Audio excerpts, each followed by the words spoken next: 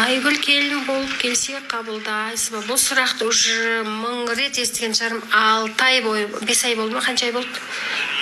Мен айттым ғой.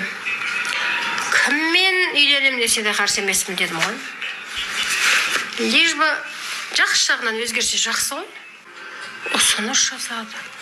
Енді ұсыныс жасаса жасай берсін енді. Онда тұрған не бар?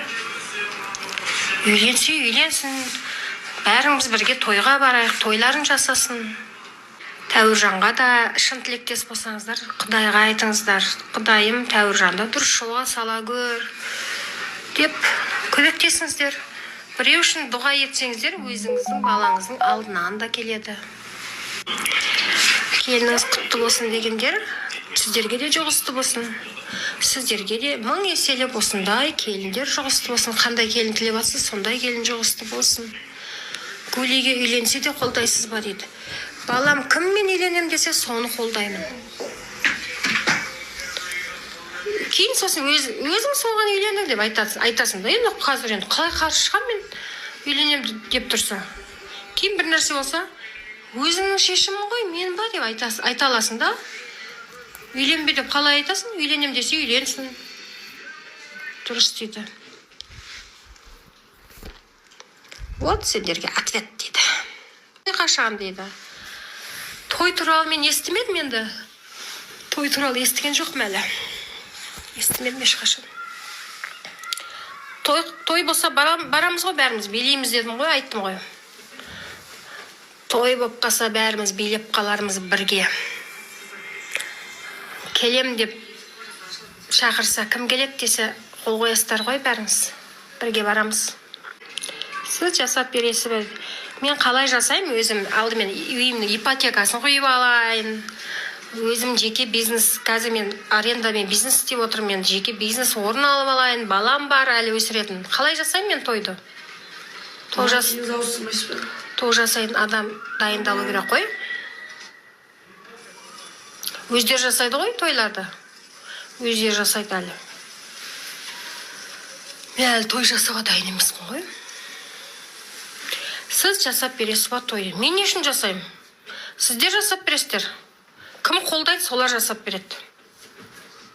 Немесе өздері жасап алады. Біз қонақ болып барамыз. Өйткені әлі маған той туралы ешнәрсе айтқан жоқ қой. Солай. Қолдаушылар жасап береді ғой, қолдаушылар. Сол қолдаушылармен бірге мен де қонақ болып барамын. Билеймін. Дұрыс па, ойым? Енді шын келін болған кезде қабылдаймыз ғой, қазір жоқ қой.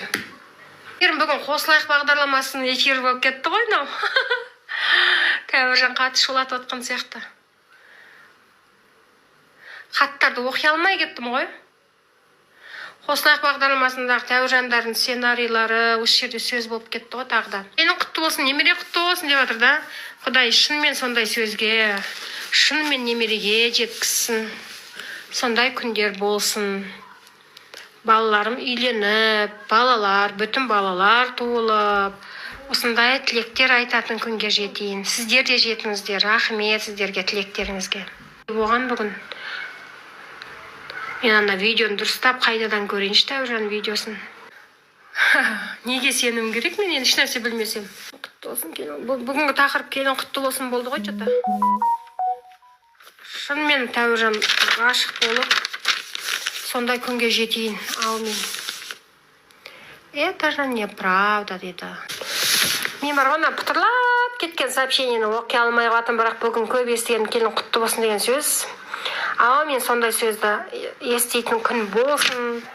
Шынымен сондай күн болсын, бірақ оға дейін Тәуіржан үйленуге дайындалсын. Тәуіржан жиналсын, жем болып жүре бермесін достарына. Жігіттерге жем болып жүрді ғой қаншама жыл. Лучше қыздармен дос болсын. Ақылды, білімді қыздармен дос болып, дүние жинасын, ақшасын шашпай, жағдай жасасын өзіне. Үйлену үшін де жағдай